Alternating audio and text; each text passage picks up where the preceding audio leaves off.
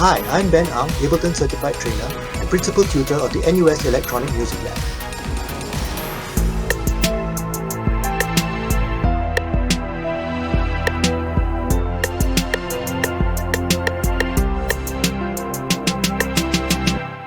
This is the piece of music that we developed last week. And for some of you who joined in the recap, you would have seen again how it was done. This is using instruments. So every one of this is a MIDI track. And in every one of these, we have actually chosen an instrument, like in this case, the grand piano. And then we have made a clip with notes in it. And this is MIDI. The notes play the instrument and you get that sound.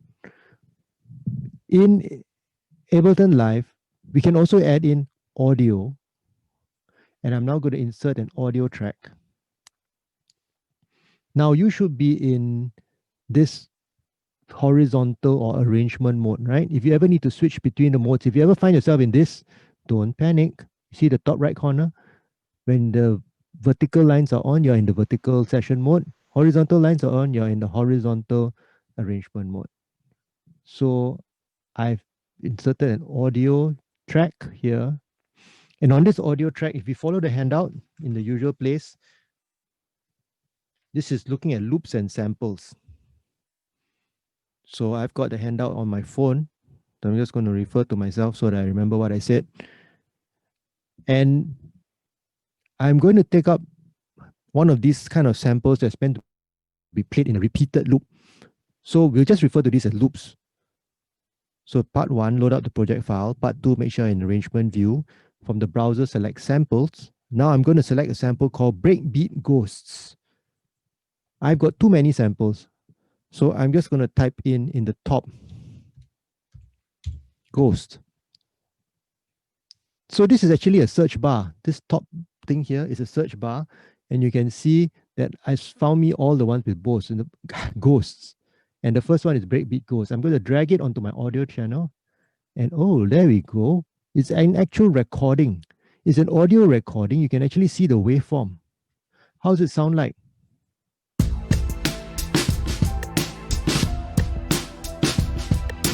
Oh, it ended. Don't worry. You see this loop button is on in yellow? That means when I'm at the end of it and I see a square bracket, I can drag it out. So this allows me to use this looping and looping.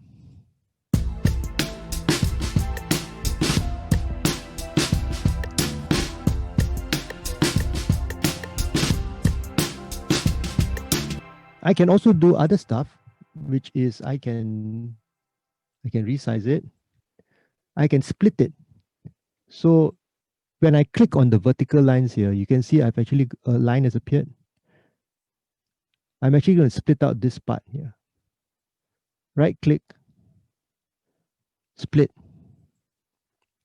And when I do that, oh look, I've now got a split part. What can I do with this split? I could make copies of it. I could duplicates of it, duplicate.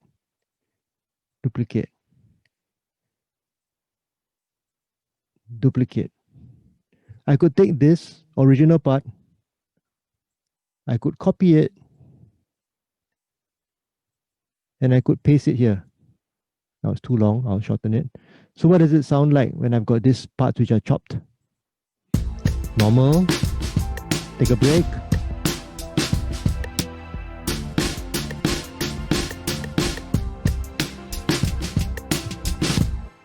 So if I cut it even smaller, and I can do this by bringing my mouse up to the top, the magnifying glass, I zoom in, I could actually make this even smaller split, right?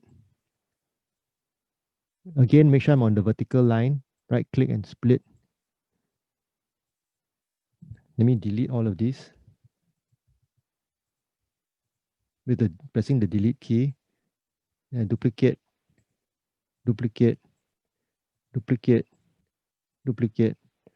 I can even select a few of them and duplicate at the same time. Then I get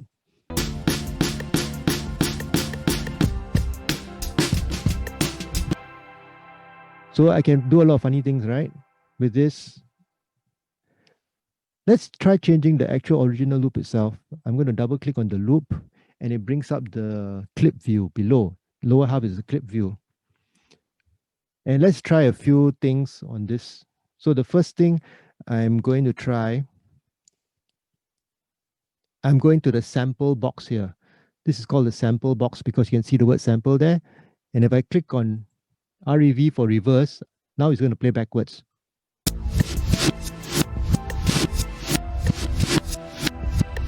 Okay, maybe I'll reverse again and it goes back to normal.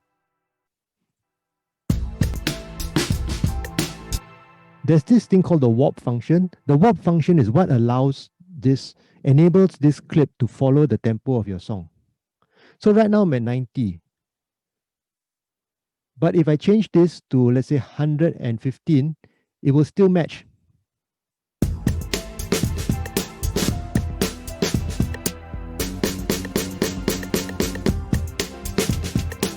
Without warp, the thing will be completely off timing. You don't believe me? This is without warp.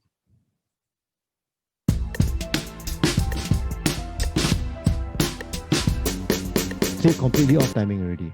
So I better switch the warp on. What did I do?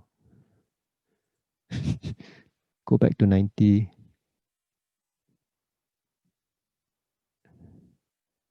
Warp on again. Yes, okay. So warp must be on. There's different ways of having warp on. You can actually have beats mode for beats. If your loop is of tones, you can use tones. If it's a texture, you can use texture. This is kind of a bit obvious, right? So okay. The other thing you can change is you can use this times 2 and divide by 2 to double the speed. Or you can halve the speed.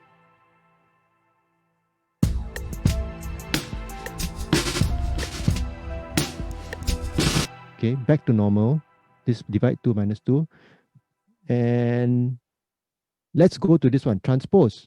You won't really hear the transpose on this. If you load in something else like another kind of loop, you might hear more. Okay, let's try transposing the pitch down by minus 10, make it quite obvious. Okay, so you can hear that it has become much more low pitch. Go up by about 20. Yeah, okay, there is some effect. Then this one is the gain. So I can make it softer, I can make it louder. Okay. So play around, try loading in, now insert another audio track. And try loading in something like what is the one that I suggested in this? SC game time. Again, I'm typing the word game to SC game time and drag it in. Now this one is interesting because this one is in the key of B.